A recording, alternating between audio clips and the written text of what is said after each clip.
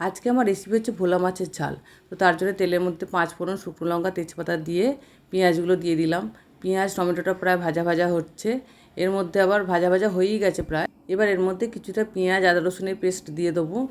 তার মধ্যে আবার দেবো গুঁড়ো লঙ্কা, নুন, হলুদ, এটা তো লাগবেই ঝালের মধ্যে।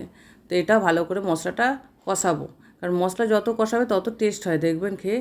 এবার এর মধ্যে ওই মশলা ধোয়ারই জল একটু অ্যাড করে দেবো, কারণ জলটা না দিলে তাহলে মশলাটা নিচে লেগে যাবে, পোড়া পোড়া একটা গন্ধ এসে যাবে।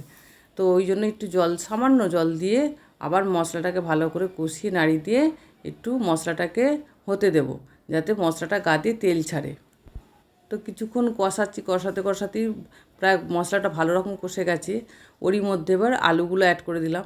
আলুগুলো দিয়েও কিছুক্ষণ কষাতে হবে। এই যে আলুগুলো দেওয়ার পর নিচেটা দেখুন লেগে লেগে গেছে, তার মানে ভালো রকম আলুটা কষে গেছে।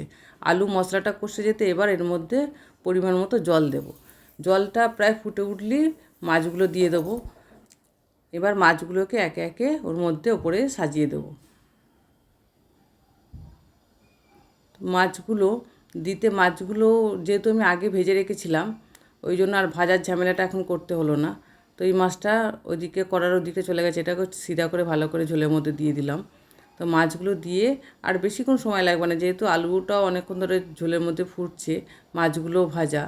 তো এবার কিছুক্ষণ আর হলেই এবার এর মধ্যে দেবো ধনেপাতা। ধনেপাতাটা দিয়ে আর একটুখানি ফুটলেই প্রায় হয়ে যাবে। তো আর কিছুক্ষণ এটা ফুটতে দেবো। তো ধনেপাতা দেওয়ার কিছুক্ষণ পরে এবার কী করলাম, লেবুর রসটা দিয়ে দিলাম। লেবুর রসটা দিলে কী হয়, মাছের মধ্যে যে ঝোলটা হয়, ঝোলটা ভীষণ টেস্টি হয়, মানে একটা স্পাইসি ব্যাপার আসে, খেতে টেস্ট হয়। আর ভোলা মাছের আলু দিয়ে ঝোল তো ভালোই লাগে দেখবেন। এই যে ধনেপাতা, আলু, টমেটো দিয়ে আমার ভোলা মাছের ঝোল রেডি হয়ে গেছে প্রায়। এরকম গরম গরম এক পিস মাছ, আলু ঝোল আর ভাত, প্রায় জমে যাবে পাতটা। আমার তাহলে মেনু আজ রেডি। আজ তাহলে আসি, টাটা। সবাই ভালো থাকবে, সুস্থ থাকবেন। আবার দেখা হবে পরের রেসিপিতে।